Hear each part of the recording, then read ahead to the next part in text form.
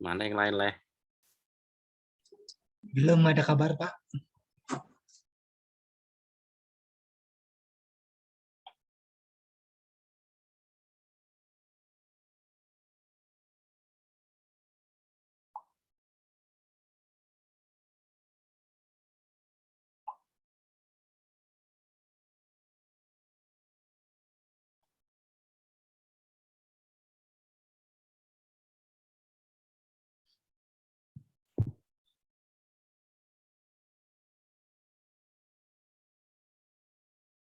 Yang ngopi, Leh. Sudah sekali. Hujan deras. Oh ya?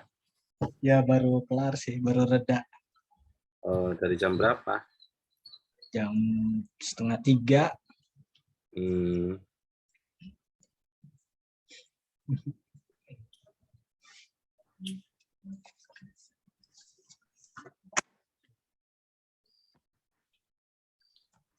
belum ada. Leh, tempatmu bisa adopt Lightroom nggak, Leh?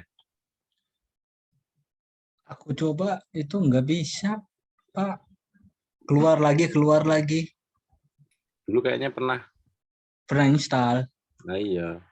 Yuk, coba kita cek dulu. Hmm, sebentar.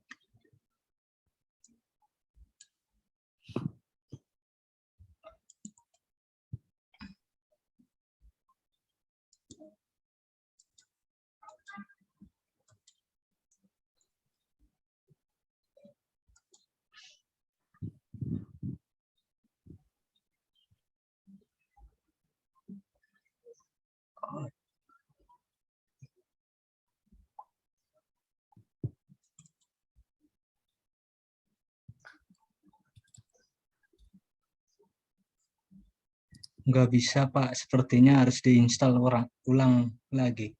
Hmm. Hmm.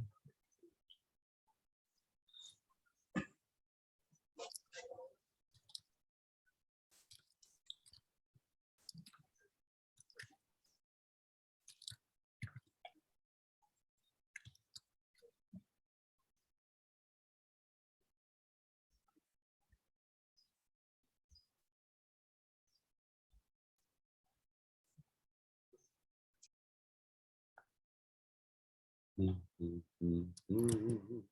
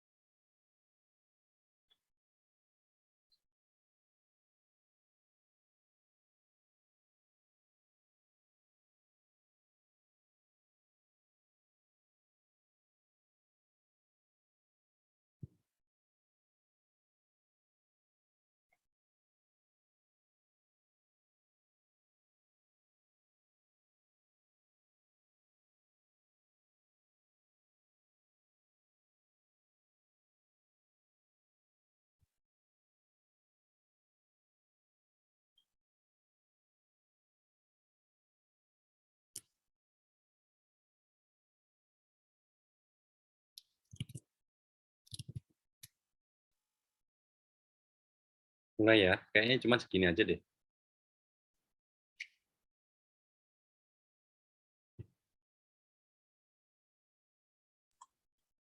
Sepertinya Pak.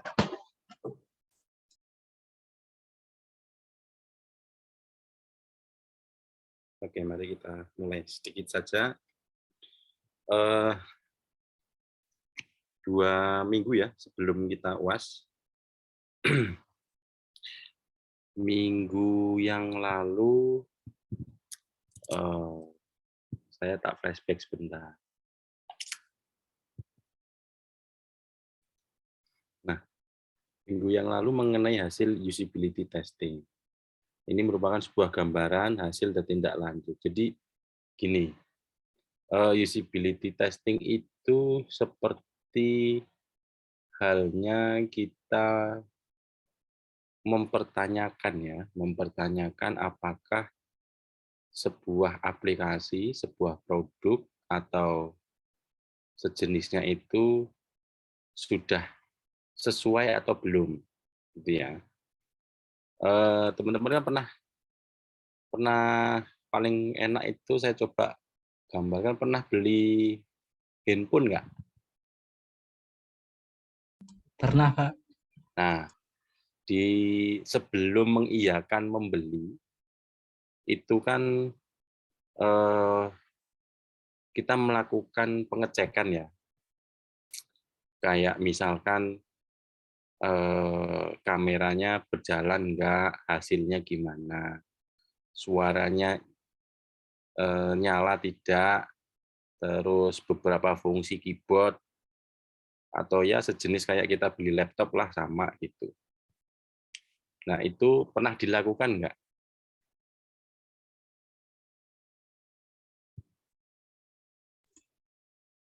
Pas di counter sih pernah Pak, dicek semuanya, feature-featurenya berjalan atau enggak, nyala atau tidak, terus chargingnya bisa ngecas atau tidak, kita pernah Pak.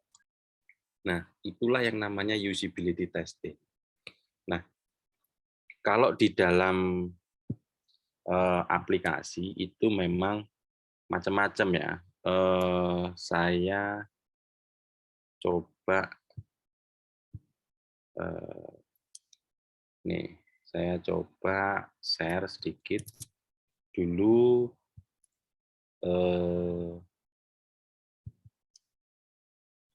Dulu kami pernah membuat sebuah aplikasi. Nah, kemudian sebelum aplikasi itu serah terima, sama halnya seperti counter atau toko itu serah terima, itu melakukan testing gitu ya. Nah, di dalam aplikasi itu memang secara template tidak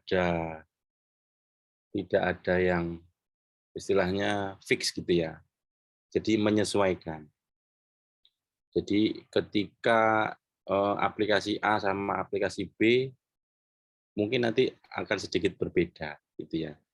Nah, kalau yang ini memang eh, sebuah aplikasi yang coba kita implementasikan di Bank Mandiri waktu itu. Nah, eh, terkait dengan beberapa misalkan user ya. Jadi misalkan user yang akan dipegang oleh misalkan Mas Soleh atau mungkin Mbak Adinda, Lutfi, atau mungkin Mas Ulin, Mas Fahrolim, dan lainnya, itu fungsinya macam-macam. Nah, nanti dites tuh, mulai dari login, menu, ada upload, edit, delete, semuanya ya, itu ke save atau enggak, dan sebagainya. Nah, itu nanti akan dilakukan apa namanya dalam satu satu kegiatan gitu ya. Dan nanti hasilnya apa gitu? Apakah tested good atau ada yang lain gitu ya? Nah, ini kan macam-macam. Ini menu terkait dengan user ID, terus kemudian apa namanya, misalkan dengan token manage gitu ya. Ini done, tested good, terus kemudian macam-macam nih. Nah, ini kalau yang eh, apa namanya, misalkan enggak ya nanti statusnya reject dan sebagainya. Nah, ini juga sebelumnya kita identifikasi juga bahwa ini impact-nya low atau high gitu ya. Nah, sehingga tahu mana yang di apa namanya, dijelaskan atau. Nah, ini kalau yang apa namanya, jadi didetailkan menu per menu, kemudian dicek, nah nanti hasilnya seperti apa. Nah, ini harus ada pending, repair, testing, pending testing, semuanya siap. Nah, ini satu hal. Nah, kemudian kalau misalkan pada posisi aplikasi apa namanya, infrastruktur. Nah, ini baru nih kemarin kalau nggak salah 2021. Nah, ini 15 September 2021. Nah, kalau di dalam server atau jaringan sebetulnya sama, tapi memang nggak ada yang istilahnya apa namanya, template-nya harus begini gitu enggak, tapi lebih kepada pengecekan satu persatu. Nah, yang dibuat adalah misalkan begini, ini kan saking menunya banyak betul ya di dalam server itu. Misalkan terkait dengan expected-nya adalah goal-nya adalah misalkan hardware is power up and no fault observed gitu. Misalkan teman-teman beli laptop ya, ini hampir mirip lah laptop atau handphone. Kemudian dicek semuanya. Apakah ketika dinyalakan on-nya dia langsung menyala, kemudian di off-kan dia memang mati gitu ya, dan seterusnya. Nah, terus kemudian ada lagi misalkan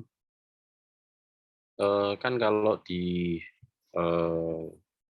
kita beli komputer ya misalkan itu sudah ada Windows-nya belum sih gitu.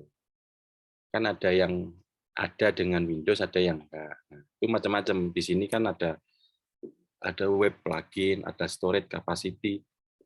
Mungkin kalau cost storage capacity teman-teman bisa klik kanan atau melalui BIOS gitu ya. Nah, itu sesuai enggak dengan yang di apa namanya tertera gitu. Misalkan eh, eh, Mas Fahrul Rohim misalkan beli laptop hard disknya SATA gitu. Sesuai enggak SATA 1 tera misalkan. RAM-nya 4 giga gitu.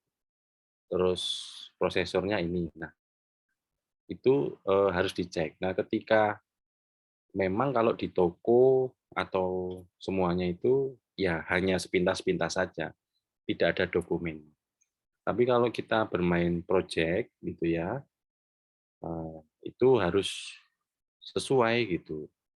Nah, kalau serah terima baru nanti biar nggak ada komplain bahwa ini accepted, ini enggak gitu ya. Nah, begitu juga kalau misalkan kita mau apa namanya bangun rumah gitu, kita bersepakat dengan vendor bahwa misalkan cat warna putih, batu bata jenis X sekian, besinya apa, misalkan gentengnya warna apa, itu semua dicek. Nah, kalau misalkan belum sesuai ya jangan mau serah terima, misalnya begitu. Nah, tapi yang disampaikan di sini adalah bagaimana semua itu apa namanya ter ter apa ya tersampaikan dengan baik. Jadi ini kalau mungkin di project agak berbeda ya, karena ini dananya dari pemerintah, gitu. Bisa APBN atau APBD. Jadi misalkan, loh belum serah terima kok sudah dibayar. Nah, ini makanya ada salah satu kegiatan di mana dia ada serah terima, gitu ya. Jadi ada di mana fase terakhir setelah kita melakukan apa namanya kick off meeting, rapat 1, 2, 3, dan sebagainya, kemudian hasil, terus kemudian mungkin implementasi, semuanya sudah selesai, baru yang terakhir itu ada namanya berita acara serah terima. Itu ya contohnya. Sampai sini ada pertanyaan nggak? Ini wajib nih, jadi kalau di software itu ada namanya sistem development life cycle. Sudah pernah belajar ini belum ya?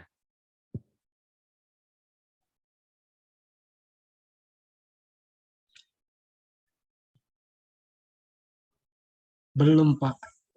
Hah? Masa Belum. sistem masih belum? Ya, waktu itu Oracle sih, Pak, bukan life cycle. Oracle mah di dalam pengembangan aplikasi. Kalau ini itu database. Kalau ini kan dalam pengembangan, ini sekalian ya. Dalam sebuah pengembangan itu hampir semuanya mempunyai life cycle. Istilahnya diatur lah gitu ya. Jadi tahapannya apa gitu. Metodologinya seperti apa. Jadi nanti nih teman-teman nih ketika membuat sebuah mungkin karya ilmiah, skripsi, tesis, disertasi, terus lomba, itu pasti akan ditanya metodologi penyelesaiannya bagaimana, gitu ya. Apa yang dilakukan di dalamnya, gitu ya. Nah, sehingga di dalam proses ini itu perlu dilakukan life cycle itu tadi, gitu. Nah, apa aja di dalamnya? Nah, itu macam-macam nih. Ini kan kalau coba Bapak ini ya,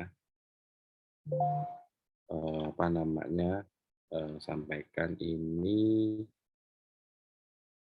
gambarnya kok kecil ya. Bentar.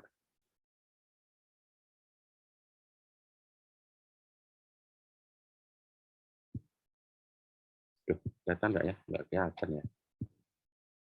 Cari yang gede.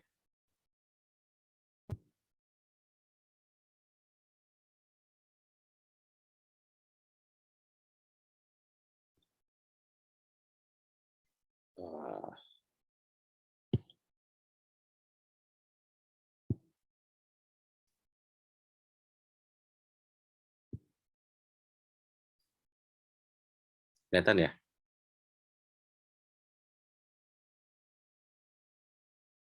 Terlihat, Pak. Nah, ini oke. Nah, kalau di dalam pengembangan sebuah aplikasi atau mungkin pengembangan infrastruktur atau kegiatan-kegiatan itu mempunyai metodologinya sendiri-sendiri. Ya, tapi kalau di dalam pengembangan software itu yang paling banyak adalah pengembangan dengan cara sistem development life cycle. Nah, nomor satu adalah planning. Nih, nomor satu adalah planning. Kita lihat ya, ini kan banyak banget nih. Nih, nomor satu adalah planning. Mana lagi ya? Oh, ini banyak nih prototype macam-macam. Nah, nih nomor satu planning. Semuanya planning. Jadi semuanya didahului dengan planning. Ya, misalkan planning apa ya? Kalau yang paling enak itu saya mendeskripsikannya apa? Boleh kasih contoh nggak? Mau diumpamakan apa?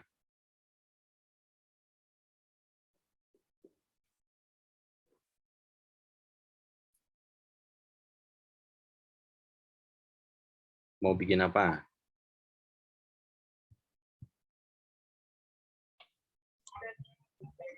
Bikin jurnal mungkin, Pak. Ini ya, kebetulan sekali, kebetulan sekali.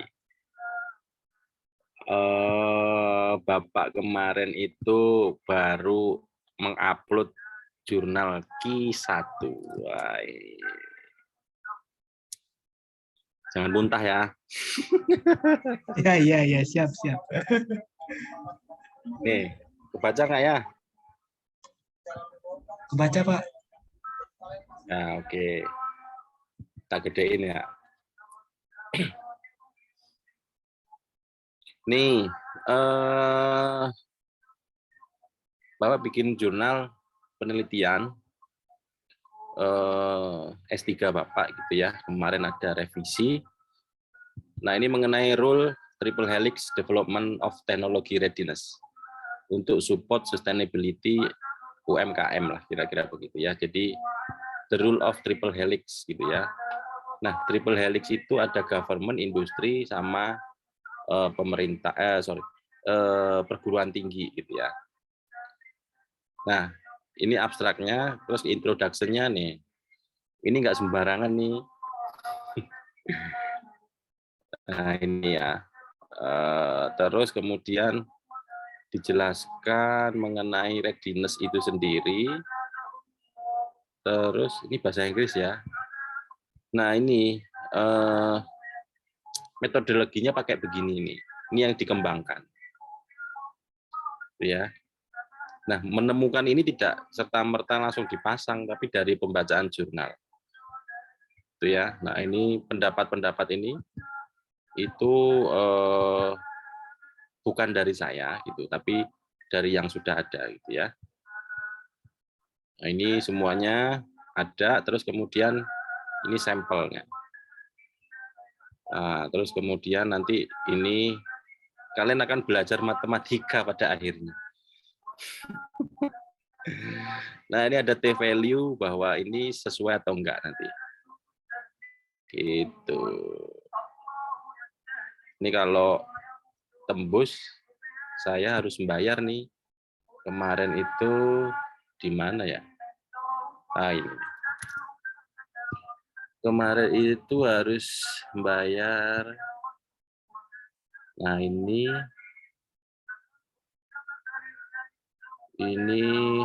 Myfronis ini nanti apa? Kalau sekitar $2.950. Jadi sekitar 40 jutaan ya. Tuh. Ini belum di-accept, jadi kalau sudah accepted nanti bayar sekian. Nah, kenapa mungkin teman-teman perlu dipahami ya, kenapa sebuah perguruan tinggi itu bisa bagus penilaian, bisa dan sebagainya. Nah, itu karena salah satunya juga indikatornya adalah penelitian gitu ya. Nah, ini bisa dicek di sini nih. Namanya Sinta Ristek-Berin ya. Dulu Bapak coba sambil nunggu ini ya. Nah, kok lama ya?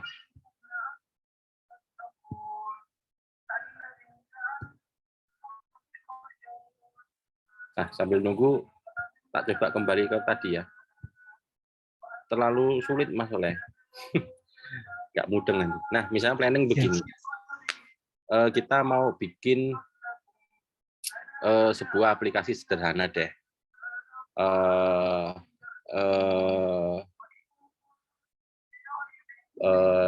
Apa ya?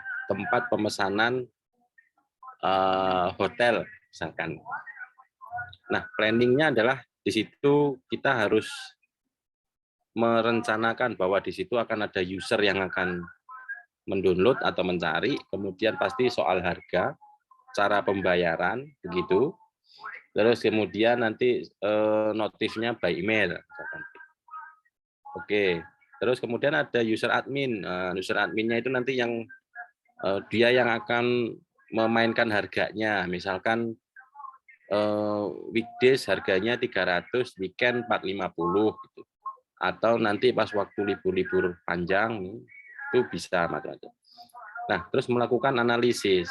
Nah, analisis itu bisa dicek misalkan, oh berarti ada web, ada mobile, mobilenya ada iOS, ada Android, gitu-gitu. Terus nanti ini juga kaitannya sama integrasi pembayaran. Itu bagaimana? Terus didesain nih, oh bentuknya begini, A, B, C, A, B, C, A, B, C, dibentuk desainnya.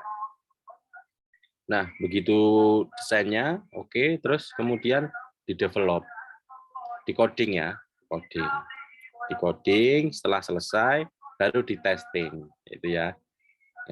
Di-testing semuanya nih, di-testing. Nah, kemudian setelah di-testing oke, diimplementasi, gitu. Nah, kapan waktu memberikan usability test atau acceptance tadi? Pada waktu testing, di sini nih tempatnya. Nah, di sini tempatnya. Nah, terus kemudian kalau ini sukses, baru diimplementasi semua. Gitu ceritanya. Sampai sini ada pertanyaan nggak?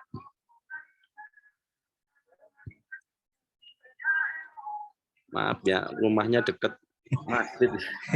Siapa siap? Tidak Pak, lanjut Pak. Ada yang bisa Google Sinta Ristek Berin Go ID nggak? Ini alamatnya di chatting.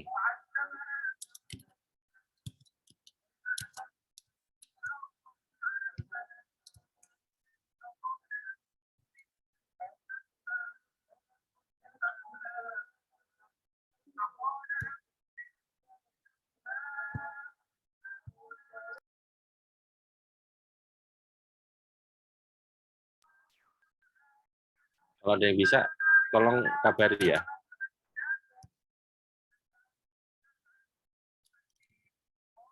Mas Soleh bisa nggak tuh, Mas Soleh? Masih loading Pak. Iya ya, kenapa ya?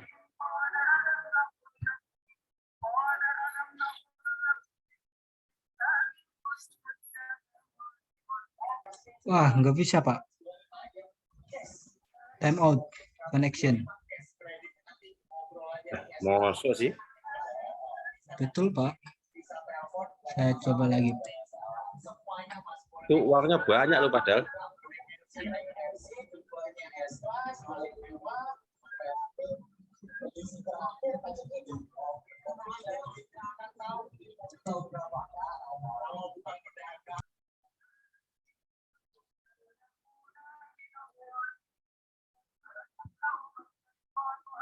Iya ya, kenapa nggak bisa ya?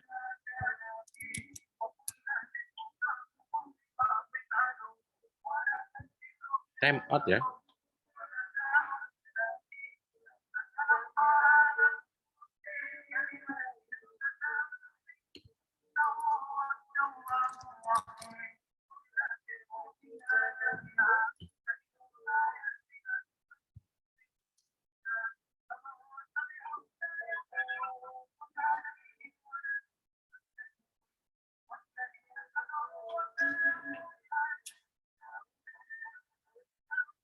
Oh, geser ke Kemendikbud, Mas Soleh. Nih, teman-teman ya.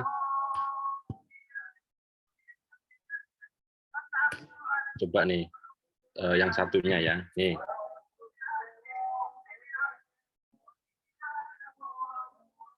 Jadi ini adalah untuk mengindeks dosen-dosen atau perguruan tinggi ya. Coba Bapak cari dulu ITTS ya.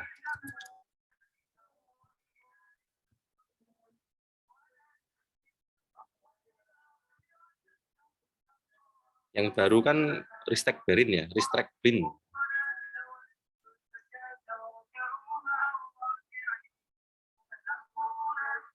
Kita itu masih, ini nasional ranknya masih di urutan 1200.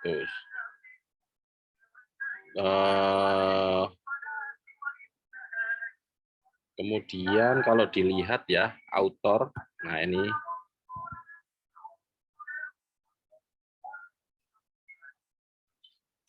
memang ditentukan sejak kapan dan rajin meneliti atau enggak gitu ya. Nah, ini Prof. Ono nomor 1. Nah, Bapak di nomor 2 nih.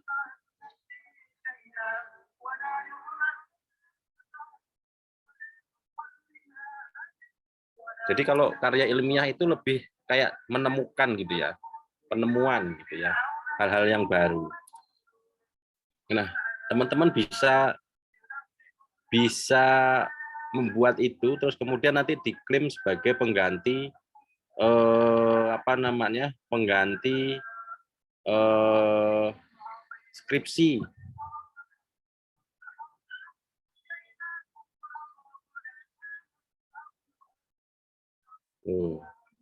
Biayanya mahal loh.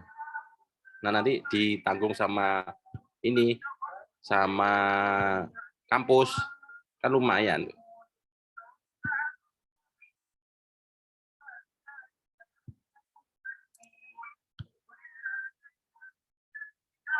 Oke, sekarang bahas untuk persiapan UAS ya,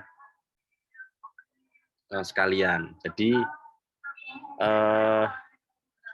teman-teman bisa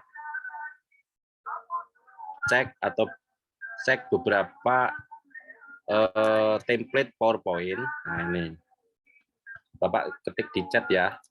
Nah, silakan di save atau di screenshot nanti. Ini terus ini biasanya slide yang biasanya Bapak pakai. Gitu. Ada beberapa, silahkan nanti di-download. Kalau misalnya teman-teman kan apa namanya sudah bisa desain sih nggak masalah gitu. Tapi kalau belum bisa desain pakai ini nggak apa-apa.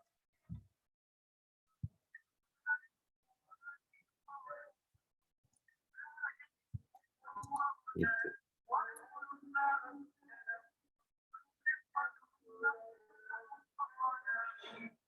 Nah,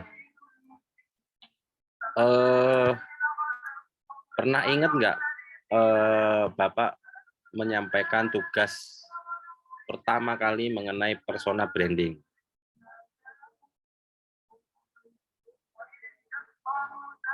Kan teman-teman udah presentasi tuh beberapa. Terus tugas kedua kemarin itu kan bikin kayak mind map ya.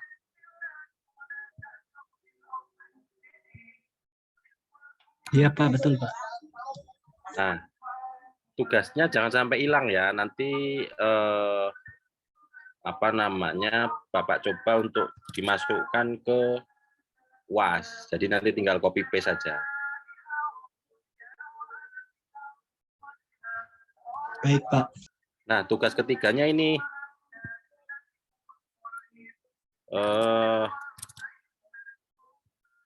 jadi nanti teman-teman tinggal UAS-nya gampang. Mau gampang apa mau susah? Gampang lah Pak. Ya, jadi tugasnya jangan sampai hilang ya.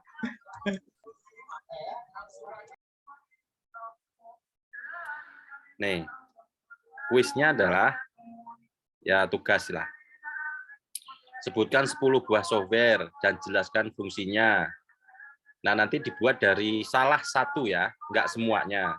Itu kan websitenya banyak. Silahkan diambil yang menurut teman-teman bagus. Template silahkan di-download dari website yang Bapak berikan tadi. Contoh softwarenya, misalkan mengenai Adobe Photoshop. Nah, ini fungsinya untuk apa? Itu ya. Lebih mengarah ke software-software yang berkaitan dengan desain.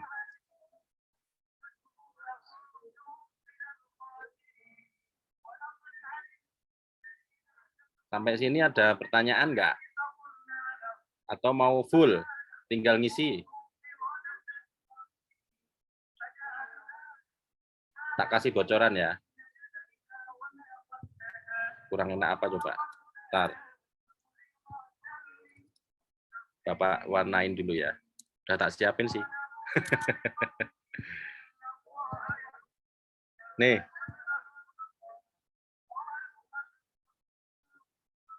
Sudah kelihatan belum?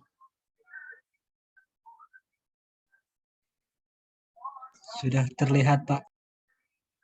Nah, silahkan di screenshot, di foto, kemudian nanti dijelaskan. Lebih detail nggak apa-apa. Nah, nanti di PowerPoint itu dikasih foto atau ilustrasi gambar atau apa gitu ya, jangan plong-plongan tulisan gitu, jangan ya. Ngerti ya maksudnya ya? Paham, Pak. Yang lain gimana nih, Mbak Dinda, Mas Ulin, Mas Fahrur? Sudah paham belum nih tugasnya?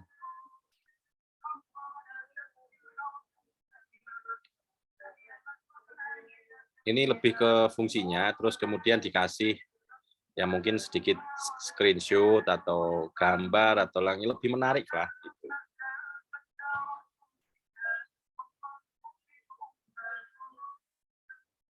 Nah nanti jangan, kalau ini sudah, minggu depan dikirim email ya, dikumpulkan, terus nanti jangan sampai hilang. Nanti UASnya nggak jauh-jauh dari tugas yang pernah Bapak sampaikan. Katanya pengen mudah. Itu dibikin gitu aja, Pak. Iya, gitu aja. Misalkan begini nih, Bapak stop ya. Misalkan, so simple aja. Misalkan, belum Bapak share screen ya. Misalkan, tadi teman-teman kan download dari sini ya. Misalkan yang bagus apa ya, mengenai template-nya teknologi deh misalkan. Ini kan free ya, atau ngambil dari mana. Nah, ketika sudah di-download gitu, nah nanti kan itu ada desain-desainnya tuh. Nah, taruh aja di situ. Nah, terus dijelaskan. Bapak kasih contoh. Nah, misalkan ini nih. Misalkan ini adalah misalkan Adobe Photoshop misalkan. Nah, terus di sini aplikasi ini berfungsi gitu ya sebagai kedua misalkan. Nah, bikin PowerPoint sebetulnya, tapi dari itu tadi mengedit Dari gambar gitu, Pak. ya, mengedit apa namanya logo misalkan atau yang lain gitu. Jadi dibuat lebih menarik gitu ya. Nah kalau teman-teman bisa desain sih, mau desain sendiri boleh gitu ya. Tapi kalau pakai Canva boleh ya Pak? Boleh, kan ini ada nih, tadi nggak Bapak tulis itu. Tapi di situ ada tadi tuh, mana ya? Nah ini nih, kalau pakai Canva boleh. Formatnya apa, Pak? PowerPoint. Formatnya PowerPoint.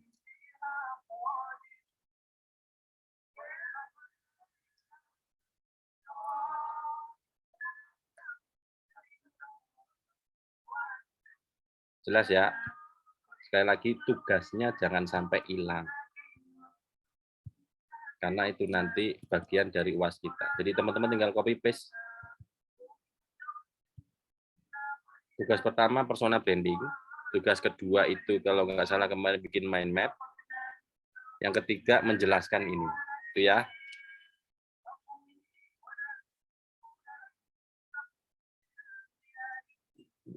Nanti tugasnya Bapak masukin ke UAS. Jadi lebih siap. Itu terus nanti kalian bisa lebih fokus juga untuk mengerjakan UAS yang lain. Kasihan nanti ketemu Pak Komar kan rumit urusannya. Waduh, ya. Ya toh, kalau sudah pernah kan enak.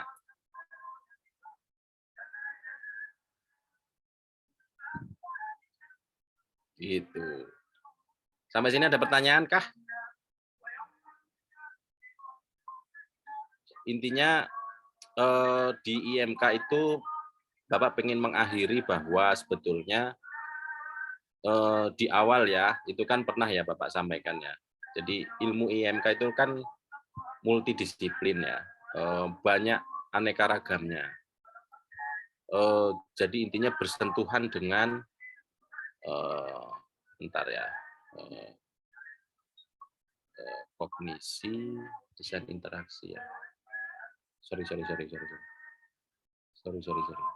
Benar. IMK 1. Oh ini. Bapak coba untuk tutup dulu.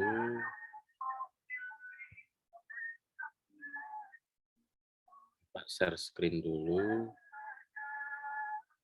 Nah, ini ya.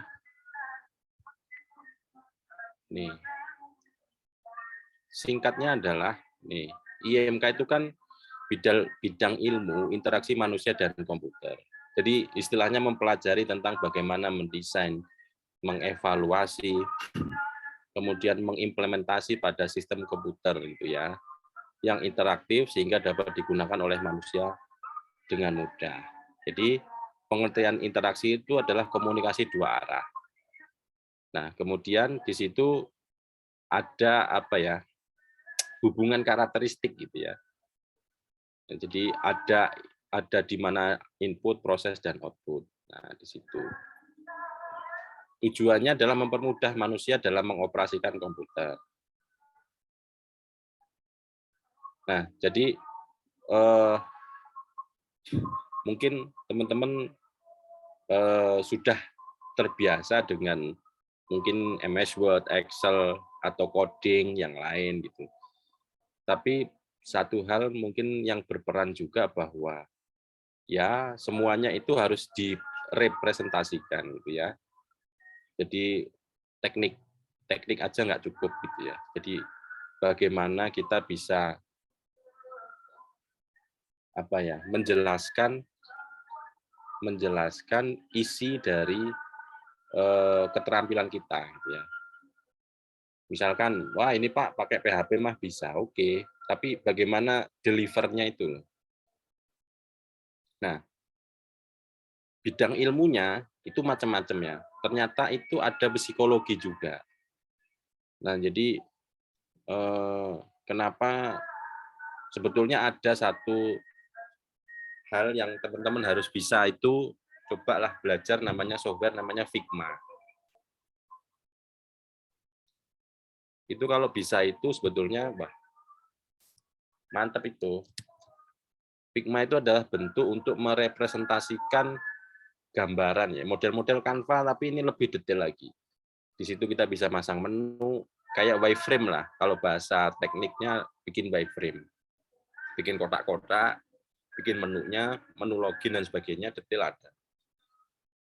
Nah, ternyata memang tidak hanya masalah elektronik atau ilmu komputer gitu, tapi ada psikologis, ada grafis, ada ergonomik, antropologi, linguistik, sosiologi gitu. Jadi ilmu yang berperan di situ banyak. Gitu ya. Nah, terus balik lagi ke ini kayaknya yang pertama ya. Nah,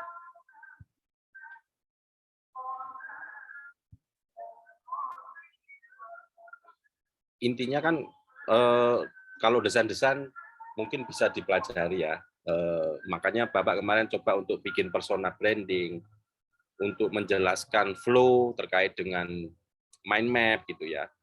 Nah, cara mengevaluasinya bagaimana? Mengevaluasinya ya tadi itu, yang tadi Bapak sampaikan, bikin satu template, ya memang nggak ada template fix sih.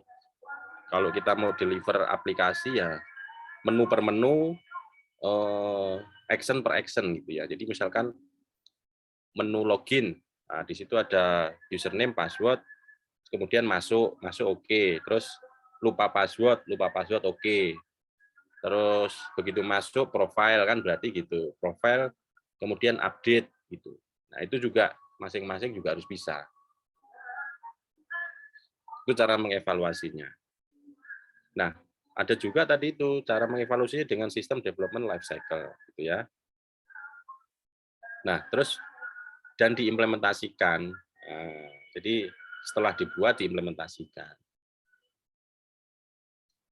Caranya dengan ya itu tadi kalau sudah semuanya itu bisa diimplementasikan. Jadi aplikasi sudah berjalan, infrastruktur server juga sudah berjalan, bisa dinikmati. Nah, itulah cara mengimplementasikannya. Nah, sehingga dapat digunakan oleh manusia dengan mudah. Jadi kayak sistem-sistem kayak Instagram, Facebook, atau sistem akademik dan sebagainya itu sudah melalui fase-fase ini gitu. Gitu ya. Oke. Ada pertanyaan?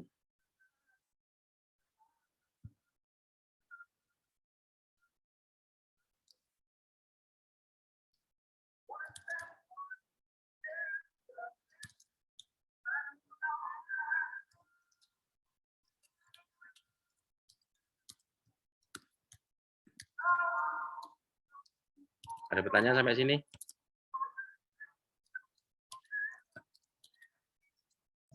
Tidak, Pak. Ngerti ya? Sekali lagi, tugasnya jangan sampai hilang. Baik, Pak. Baik. Kurang enak apa coba?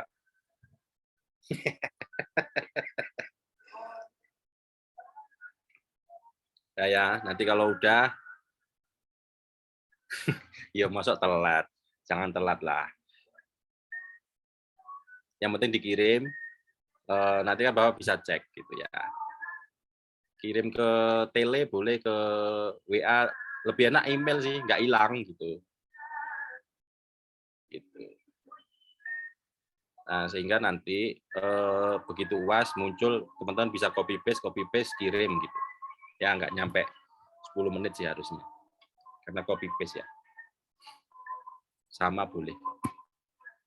Jadi teman-teman bisa mengerjakan UAS yang lainnya. Itu ya. Jadi IMK sekali lagi adalah ilmu atau human computer interaction atau interaksi manusia dan komputer. Nah, di dalamnya banyak ya, karena memang kalau kita mungkin pernah ngerakit gitu ya, begitu ngerakit terus nanti install Windows macam-macam, terus kemudian nanti diinstal aplikasi. Karena memang kenapa ada psikologi itu karena memang ya soal warna itu kan psikologi orang masing-masing ya. Pak, saya nggak seneng loh warna biru. Ya itu kan psikologis gitu masuknya. Itu kan masih tentatif ya. Biru suka nggak suka itu kan beda lagi. Pak, saya nggak suka loh warna merah mencolok. Nah, itu kan persepsinya beda-beda. Nah, jadi kenapa di situ perlu psikologis di situ. Nah, jadi CMYK itu ya kalau di Adobe kan ada tuh CMYK atau pewarnaan itu kan masing-masing ya. Ada yang tahu CMYK kan? Bentar ya sebelum Bapak tutup ya, CMYK. Color. Kalau yang bikin rumah, nah atau ini yang lainnya pasti tahu lah CMYK. Cyan, magenta, black, yellow. Nah, terus kemudian di situ ada warna-warna ya. Color tabel CMYK. Sebentar.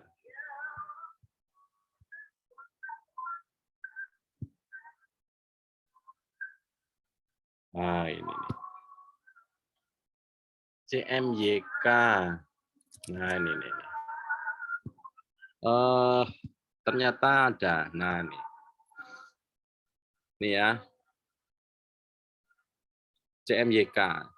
Nah, itu nanti kalian bisa cek tuh. Dalam bentuk angka bisa, dalam bentuk heksa bisa. Nih. CMYK nih.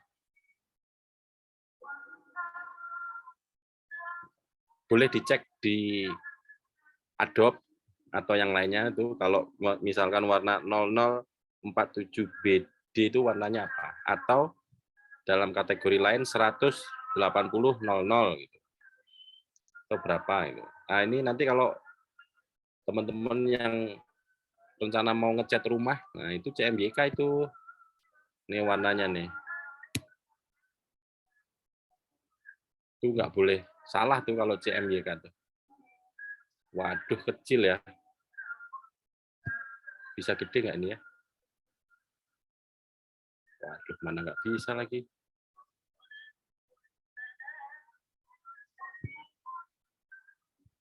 Nah, ini nih CMYK-nya nih. Macam-macam warnanya.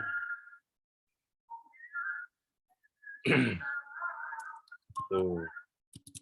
Terus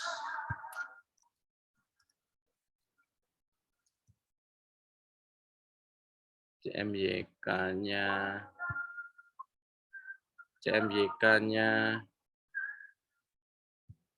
ITTS nih. Ah, ini. Kelihatan nggak ya? Ini nih. Terlihat, Pak.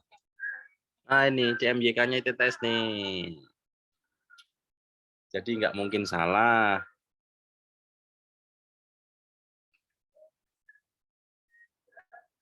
Aturan mainnya ini CMYK-nya ITTS.